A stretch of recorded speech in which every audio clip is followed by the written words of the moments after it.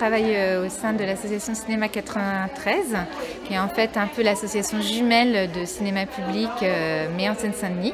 On travaille depuis de nombreuses années en collaboration entre nos deux structures et surtout sur la question des tout-petits et du cinéma, qui est l'objet de la matinée d'aujourd'hui. Toc, toc, toc. Qui habite là? 1, 2, 3. On coproduit depuis de nombreuses années des formes autour du cinéma pour les tout-petits. Donc on a confié la création au Pandarou. Nous avons fait sélectionner des films, on les a soumis donc à Violaine et Sarah.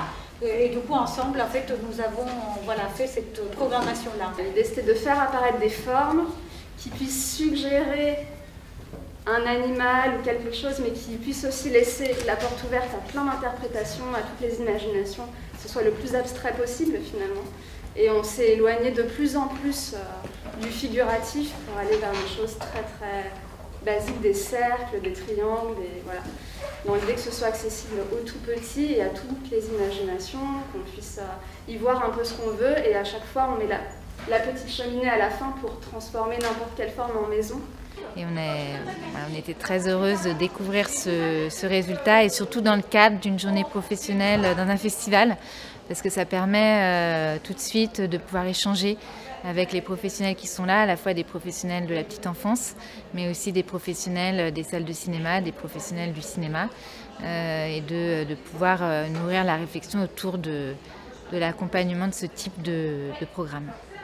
Donc là, ce que je vais vous montrer, ça va être effectivement tout ce qu'on a pu mettre en place ces dernières années. À cet âge-là, la sensorialité est très très forte, comme vous le savez, et ils ont besoin de se sentir la matière sur leurs mains, mais aussi sur leur corps, sur leurs pieds. Et nous, on essaye au maximum de ne pas coller d'interprétation, de faire en sorte de juste leur offrir l'espace et cette expérience-là, et de voir comment ça prend et comment ils arrivent à détourner aussi les choses. Et le cinéma, c'est un peu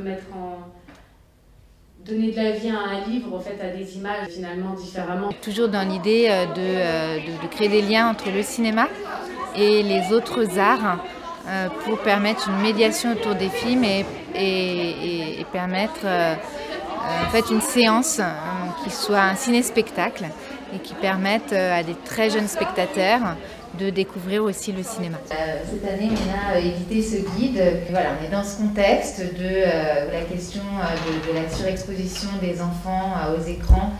Et dès le plus jeune âge, en fait, devient vraiment problématique et devient en fait une question de santé publique. Et je pense que c'est bien que ça le devienne. Mais donc, du coup, le cinéma est un peu noyé dans tout ça. On avait vraiment le sentiment qu'il y avait besoin poser des points de repère, dessiner aux professionnels mais aussi aux parents, et surtout de réaffirmer la spécificité de l'écran de cinéma, qui n'est pas l'écran face auquel on laisse l'enfant seul, qui propose autre chose, et surtout la spécificité de cette expérience de la sortie au cinéma. Il y avait vraiment cette idée, cette volonté de faire ressortir cette idée un peu de dialogue, c'est-à-dire cette complémentarité, l'idée que les conférences des chercheurs puissent faire écho ou à l'inverse aux expériences qui sont menées sur le terrain. Et on était très heureuse de découvrir ce résultat, et surtout dans le cadre d'une journée professionnelle dans un festival, parce que ça permet tout de suite de pouvoir échanger avec les professionnels qui sont là, à la fois des professionnels de la petite enfance, mais aussi des professionnels des salles de cinéma, des professionnels du cinéma, et de pouvoir nourrir la réflexion autour de l'accompagnement de ce type de programme.